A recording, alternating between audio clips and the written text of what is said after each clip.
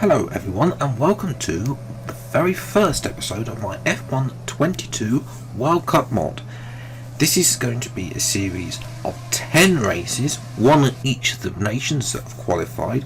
Obviously, not every nation has a track in the game, so I have made some substitutes as well. But nevertheless, there'll be 10 episodes, normal point scoring systems. There won't be any sprint races.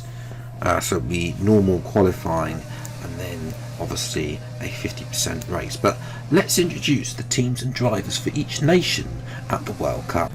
First team up are England, the team that I'll be driving for as Lando Norris. Now obviously, even with me not driving as Lando Norris, this would be a very strong lineup for England. We all know what Norris can do in a low par McLaren, and of course we all know what Hamilton can do, a 7-time world champion with all those race wins. Together, can they power England to World Cup victory, the first World Cup since 1966? We'll have to wait and see. Hopefully though, surely it's got to be coming home.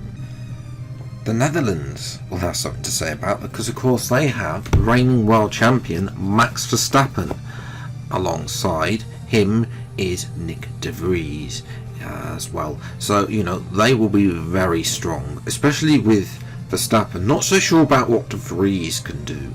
Obviously he's only had that one race in an F1 car at Italy early this year, so we'll have to wait and see what he can do alongside Verstappen in the Dutch team. But whether or not they can finally get their hands on a World Cup is yet to be seen. One nation that definitely won't be winning the World Cup, Italy. Their lineup isn't inspiring in the form of Antonio Giovinazzi, and alongside him is Matteo Nannini. Yes. The only thing that they can do is to try and avoid the wooden spoon. It's not a lineup that speaks confidence. Giovinazzi has, he did show some promise, but Nannini is just no.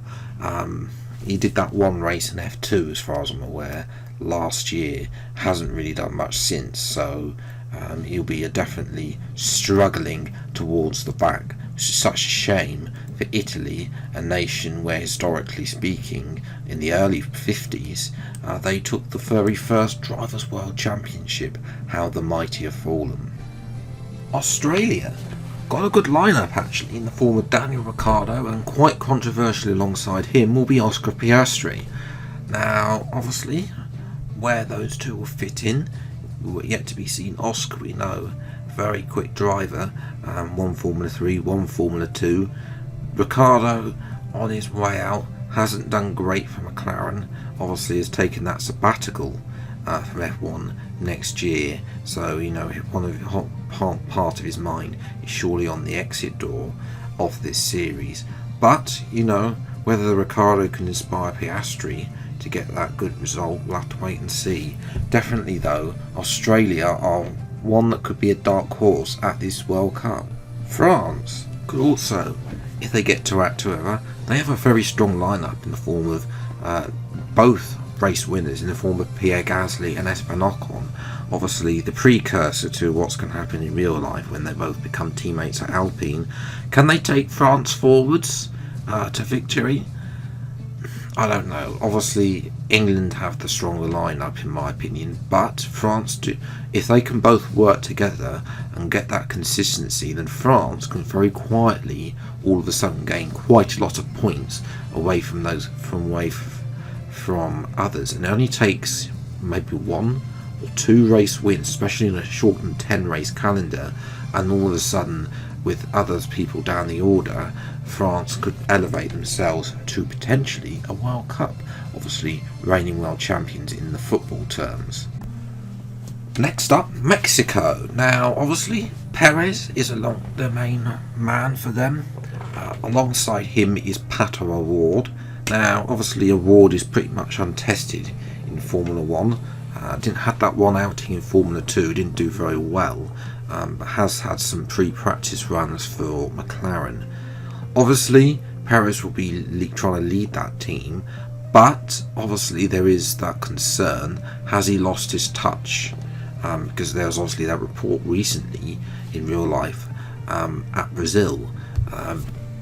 Or was it Abu Dhabi? I can't quite remember which one it was, but where they had to pit Perez earlier because it was Perez, not Verstappen, who was actually struggling for tyre wear. Now, whether or not that's Perez, approaching the end of his career, sadly losing a little bit of his magic touch, we'll have to wait and see.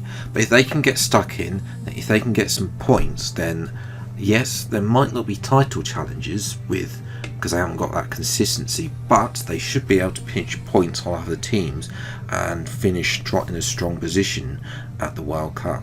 Germany, we all know that the lineup will be Mick Schumacher and for one final time Sebastian Vettel. So whether or not they can take each other together and score some really decent points, that will remain to be seen. As well, obviously, lots of the cars are very equal to each other, so whether or not Germany can get into the points is yet to be seen. There's a bit unknown about Schumacher's confidence, obviously knocked by not being renewed at Haas and not having their confidence in him to be able to secure points. So whether or not he's had that confidence knocked in the World Cup mod, we'll have to wait and see. But if they can get both cars scoring big points, then they could also be a big challenger for the top places. Now we move on to a team that has never been at any FIFA World Cup, Finland. As well, 3 World Championships for them, and coming out of retirement for this series, Kimi Raikkonen will be joined by Valtteri Bottas.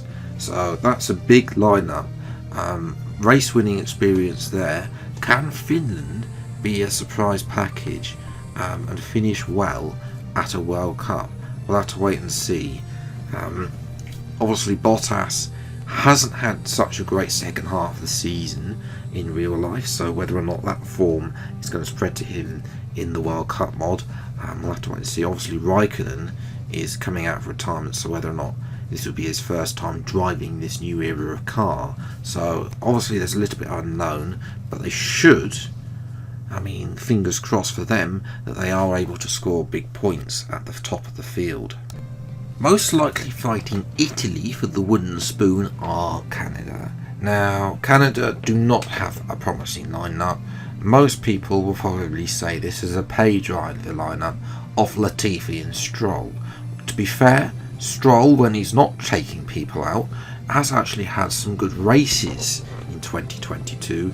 Latifi, apart from Suzuka in the race where he got 9th, didn't do much, to be honest, and was lucky that he got his way at Suzuka.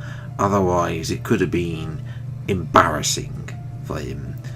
But obviously they'll be looking for Canada. It's their first World Cup in a long time in real life. In this particular career mode, they're just looking to not beat Italy, basically, for that wooden spoon. But whether or not they can be bold with the strategies in the race, we'll have to wait and see. And the final team is Spain. Could be a good horse, considering the fact they've got Alonso and Sainz. But Sainz has made a lot of mistakes in the early part of the season, and Alonso has just come back off the back of a season where he felt disgruntled at Alpine, finished behind Ocon, although he did have a lot of reliability problems. He'll be hoping that that Spanish car is reliable and is also set up to the way he likes it, because otherwise it's not going to be a good World Cup for Spain. But they could also be a dark horse, a dark challenger to the likes of the Netherlands and England for that top spot, but they have to work together, they have to be consistent, and both cars need to be in the points. That's where the crucial part of this World Cup will be.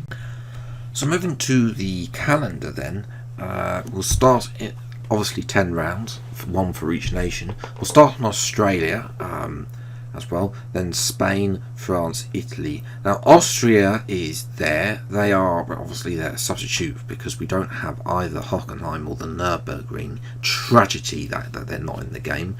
But yes, Hungary are representing Finland. Finland has never hosted a Grand Prix. The only time Finland has ever been linked with hosting a Grand Prix is when they were rumoured to having a breakaway, and I think they were going to have some sort of circuit in Helsinki. I can't quite remember. It's all those years ago as well. Then obviously the Netherlands, Britain, and then finishing with Canada and Mexico. So that's, a little bit of different order to any other career mode as well. Obviously, as I said before, it is a World Cup, so it is all about the teams. So both drivers need to score points. Effectively, the only total that you're going to be thinking about is how much. This isn't a driver's championship. You have to work with your teammate in order to get points. If you make contact with your teammate, then you're doing damage for your team's World Cup position. But yes, that is where I'm going to leave it today. The first episode of Australia will be out tomorrow, and then every Friday for the next 10 Fridays there will be an episode out. So yes, don't forget to get subscribed and turn the notification button as well to see this series come into fruition. Until the next video then, I'll see you next time. Take care, thanks so much for watching, enjoy your day, and goodbye.